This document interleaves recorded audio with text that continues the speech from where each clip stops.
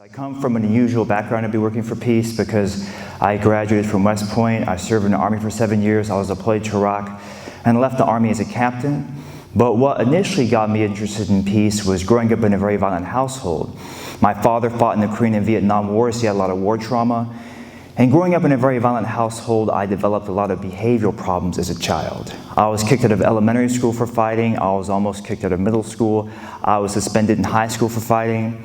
I also grew up with very strong feelings of alienation because my mother's Korean, my father is half white and half black, and I grew up in Alabama. So dealing with a very violent upbringing and a lot of alienation and some bullying, all that rage and trauma caused me to develop a mass shooter personality in high school, and every day I would fantasize about shooting the kids in my classes. So my initial interest in peace was, how do I heal my feelings of rage? How do I heal my trauma? How do I heal my alienation? And these were things that I was never taught by our education system. And I think that they're fairly common problems in our country and also around the world. So to understand peace and rage and trauma and alienation, we first have to understand the human condition. And to understand how to promote peace and heal rage, trauma, and alienation, we first have to understand the human condition. So to talk about the human condition, I want to start with a question. What do we need as humans? What are our human needs?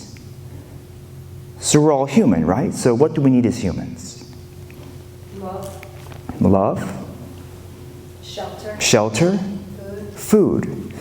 So when I ask this question, people typically start off by listing physical needs, food, water, safety, shelter. Why do people typically start off by listing physical needs when I ask this question? Why do people typically start off with food, water, shelter, safety? Pardon? Survival. Survival, but why do we think that's the foundation of survival? What we're taught. It's what we're taught, right? And we have to question, why are we taught that? Where did it come from? So it primarily comes from Maslow's hierarchy of needs. All of you heard of Maslow's hierarchy of needs. Maslow's hierarchy of needs is a pyramid. At the bottom, he has food, safety, shelter, water. Or at the bottom, he has food, shelter, water. Above that, he has safety. Above that, he has belonging, love. Above that, he has esteem. And at the top, he has self-actualization. Now, one thing I want to talk about today is how that hierarchy makes no sense. And I can show you quotes from Maslow where Maslow does not think that hierarchy makes sense. So I want to talk about a few needs that people have that people almost never say when I ask this question. The first one is purpose and meaning. Is purpose and meaning a basic human need? So here's a question. What is more important for humans? Food or purpose and meaning? So I taught a workshop in northern Uganda where people had lived through a really terrible civil war in northern Uganda. And I asked them, what is more important for humans, food or purpose and meaning? Every person said purpose and meaning. And this one woman, she said, purpose and meaning is more important than food, because if you have food but you don't have purpose and meaning, you won't want to eat, you won't want to live. So if you have a lot of food but you have no purpose and meaning, you'll have no will to live. If you have a lot of purpose and meaning but you have no food, you'll work really hard to find some food. And you might say, well, food is more important than purpose and meaning, because if you were to completely deprive every single human being of food, humanity would go extinct. But if you were to completely deprive every single human being of purpose and meaning, wouldn't humanity also go extinct? We are the only species on the planet where we can have food, water, safety, shelter, freedom, and good health, and we can commit suicide. No other species on the planet does that but humanity. This is what Jesus says in the Bible, and Jesus says, man does not live by bread alone. Man does not live by bread alone. And the philosopher Friedrich Nietzsche said, he who has a why to live for can bear almost anyhow. So a person who has a why to live for, a purpose in life, can bear almost anyhow. And to talk about how purpose and meaning is a basic human need, we can do a simple thought experiment. So I'm going to give you two people, and you tell me which person would have a better chance of surviving. The first person has no food, no purpose in life.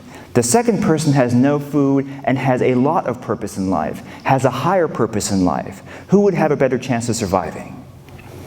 The second person, right? So what Maslow's hierarchy does not take into account is how purpose and meaning helps us get our physical needs met. If you don't have food, water, safety, shelter, you often have to overcome adversity, physical adversity, psychological adversity, to get those needs met. Purpose and meaning helps us overcome the adversity so that we can get our physical needs met, right? So when you have purpose, meaning, it helps you get food, water, safety, shelter. One thing I learned in the military is that purpose and meaning is a foundational need through which you can more reliably get your physical needs met because of how purpose and meaning helps us overcome adversity. And what great military leaders have realized, and what great peace leaders, such as Gandhi and Martin Luther King Jr. realized, is that if you give people enough purpose and meaning in life, people will willingly give up safety. They will willingly give up food. They will willingly die for a cause. If a civil rights leader tells people that they're struggling for freedom or for justice, people will willingly get beaten up, they will willingly go to jail, they will willingly die for a cause. If a military leader tells people that they're fighting for their family, or they're fighting for their country, or they're fighting for freedom, people will willingly give up safety, they will willingly suffer from hunger, they will willingly die for a cause. And Viktor Frankl, he was a Nazi concentration camp survivor. And Viktor Frankl realized that when he was in a Nazi concentration camp and he lacked safety, even when he lacked food, that he had to rely more upon purpose and meaning to compensate for that lack. So when Viktor Frankl didn't have food or safety, he had to rely more upon purpose and meaning to help him get through the day. And what the U.S. Army teaches and what the Civil Rights Movement taught is if you are kidnapped or held hostage, the most important thing is you have to maintain a strong sense of your purpose in life because of how purpose helps us overcome physical and psychological adversity. So here's another basic need that people almost never say when I ask this question. What about belonging? Is belonging a basic human need? So here's a question. What is more important for humans? Food or belonging? What's more important for a wolf pack, food or belonging? Keep in mind, belonging is the precondition that allows wolves to obtain food because wolves hunt as a pack, wolves hunt as a community. And in a similar way, belonging is the precondition that allows humans to obtain food, water, safety, shelter, all of our physical needs because we rely upon a community for our survival. So Maslow actually has this backward. Maslow has food, water, shelter, safety coming before belonging, but humans have always relied upon belonging, being part of a group, being part of a community to get our physical needs met, right? If you put a 2-year-old child out in the wilderness alone, they're going to starve to death. So humans have always relied upon belonging, being part of a community, being part of a group to get our physical needs met. There's a writer named Peter Vronsky. He writes about serial killers, and he says, what is arguably the most common characteristic that all serial killers, you could also add mass shooters, what is the most common characteristic that all serial killers and all mass shooters have in common? Alienation, social isolation, right? Lack of belonging. So what is more important for humans? Food or belonging? People do not become mass shooters and serial killers because they lack food. But people can become mass shooters and serial killers because they lack belonging. So here's another basic need that people almost never say when I ask this question. What about self-worth? Is self-worth a basic human need? So here's a question. What is more important for humans? Self-worth or staying alive? Depends upon the person. There's a quote from Julius Caesar, where Julius Caesar said, "Prestige has always been of prime importance to me, even outweighing life itself." So Julius Caesar said that he prioritized prestige, status, self-worth over staying alive, and you can see that reflected in his life and in his actions. And in the Jewish tradition, there is this idea that humiliating somebody is equivalent to murdering them. That humiliating somebody is equivalent to killing them. And this is not just metaphorical, because throughout human history, when people were humiliated, many people would kill themselves, or they would risk their lives to protect their sense of self-worth. So in the Trojan War, the Greek soldier Ajax feels humiliated and betrayed by his comrades. He falls on the sword, he kills himself. When the samurai were humiliated and their honor was damaged, honor is another way of saying self-worth, many of the samurai would kill themselves. If you were to insult and humiliate a man living in Renaissance Europe or colonial America and his honor, his self-worth was damaged, he might risk his life by challenging you to a duel. And today, think about how many incidents of youth gang violence, think about how many incidents today of youth gang violence occur. Boys and girls, by the way, boys and girls, youth gang violence occur when somebody feels disrespected. They feel that their self-worth has been attacked, and they will risk their lives or risk going to jail to try to redeem their sense of self-worth. And today, when people are bullied, humiliated, and their self-worth is damaged, some of these people kill themselves. And today, when people are bullied, humiliated, and their self-worth is damaged, many of these people might not kill themselves, but they think about killing themselves. And to talk about how self-worth is a basic human need, we can do a simple thought experiment. Imagine if I had a magic dial, and this magic dial could control how much self-worth you felt. And imagine if I turned this magic dial so low that you felt completely worthless, even to the point where you hated yourself. You'd probably think about killing yourself. It wouldn't matter how much food you had, it wouldn't matter how much money you had, it wouldn't matter how much safety you had, it wouldn't matter how much freedom you had. If I had a magic dial and I could make you feel completely worthless, even to the point where you hated yourself, you'd probably think about committing suicide. This shows how self-worth is a basic human need, and we don't do a good job in our society of teaching people how to feed this need in healthy ways.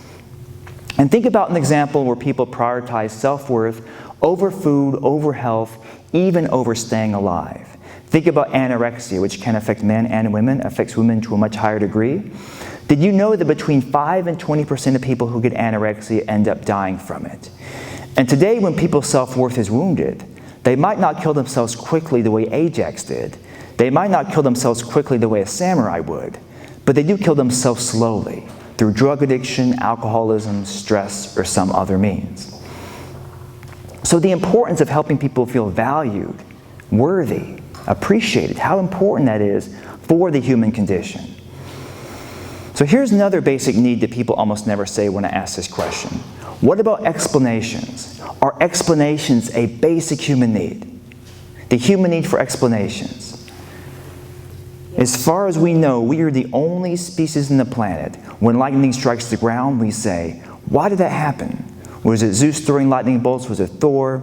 As far as we know, we're the only species that comes up with scientific explanations, philosophical explanations, religious explanations for what we see around us. And every known culture has explanations for lightning, for natural disasters, for earthquakes. Every known culture has explanations for where humanity came from, for where the world came from. And when bad things happen to us, we have a need to explain why. Was it fate? Was it luck? Was it karma? These are human concepts. And when people have relationship problems, they have a need to explain why. Why did this person cheat on me? Why did this person betray me? Why doesn't this person like me? Why is this person upset today? Why are me and this person having a conflict? As far as we know, fruit flies don't ask those kinds of questions. And when bad things happen in our country, we have a need to explain why. Why are mass shootings happening? Why is terrorism happening? Why are there problems with the economy? And people will actually argue over the explanations, right? People will actually argue over the explanations. You can ask 10 Americans what are causing mass shootings, and you can get 10 different answers, and they will actually argue over the explanations. Now, our need for explanations is so incredibly powerful.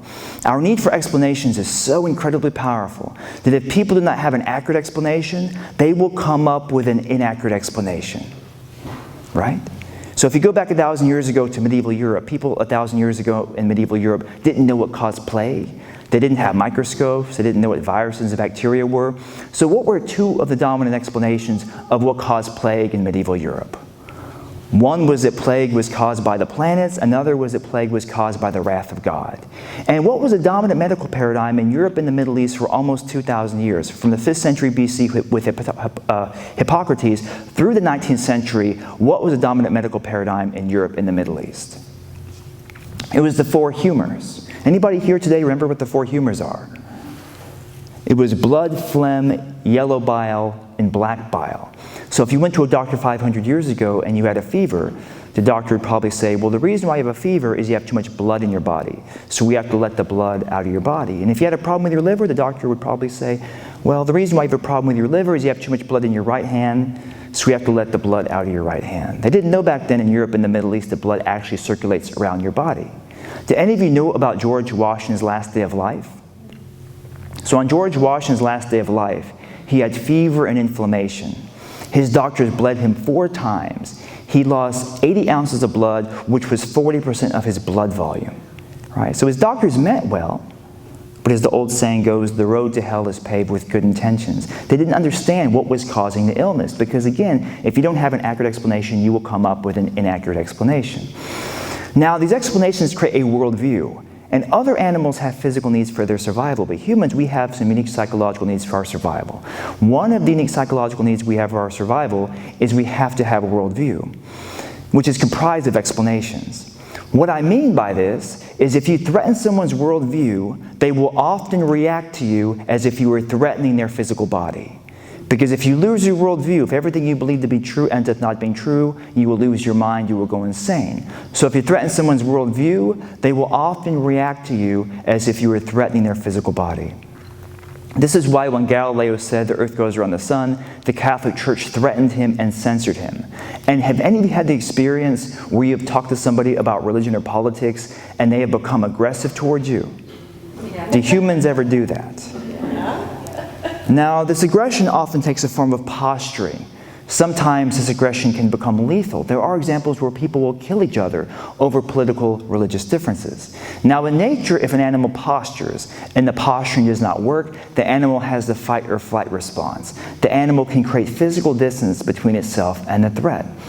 And there are many people, if you threaten their worldview, they will create physical distance between you and them. They will walk away from you. They will unfriend you on Facebook. They will create physical distance between you and them in some way. And I met many well-meaning people, and they say, well, I throw facts at people, and people just don't understand the facts. What they don't realize is that a worldview can function like a force field, and facts can bounce right off that force field.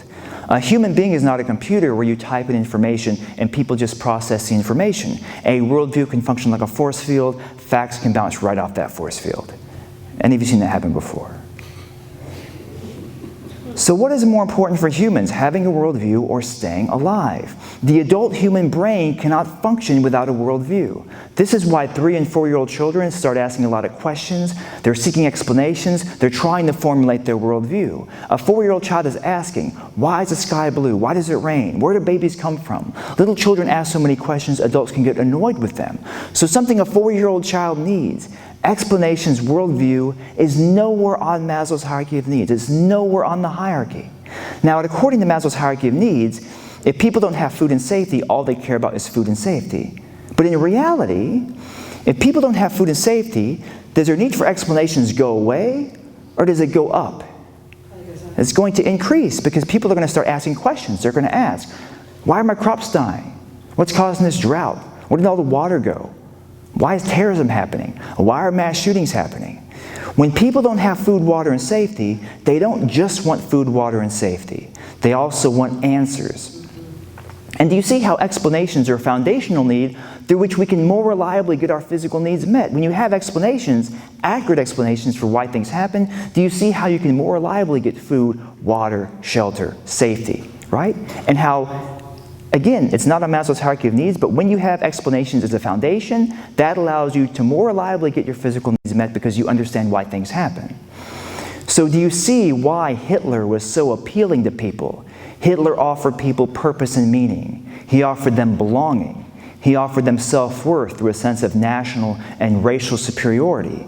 Hitler offered people explanations. People in Germany wanted to know, why am I poor? Hitler said, I'll tell you why you're poor because of the Jews. Now, Hitler was not offering people accurate explanations, but people wanted answers. And do you see how ISIS recruits people?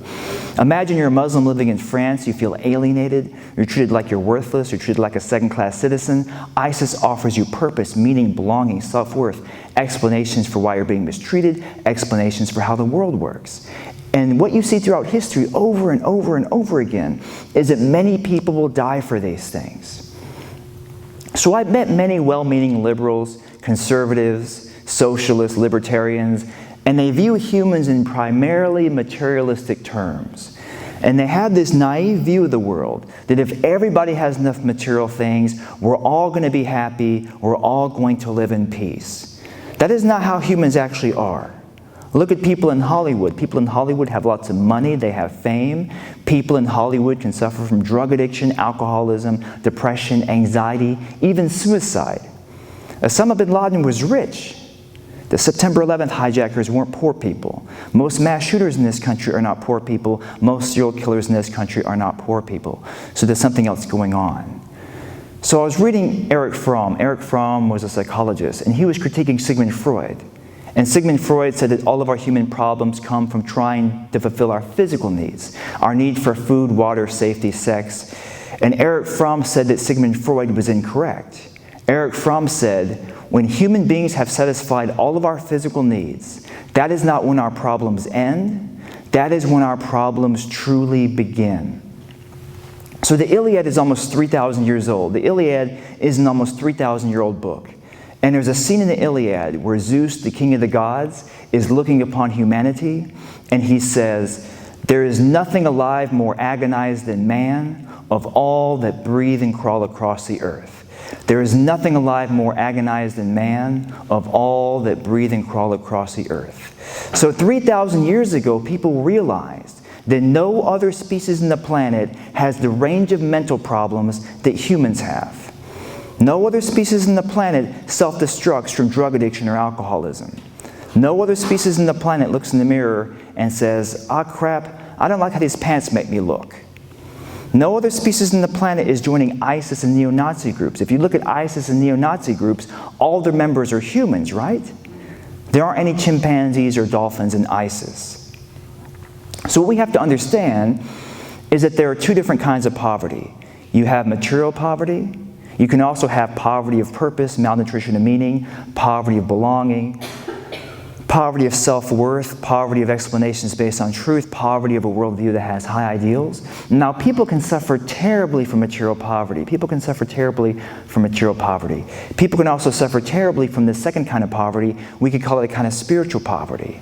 But this is what we have to understand. What we have to understand is that the people suffering from spiritual poverty are way more dangerous than the people suffering from material poverty.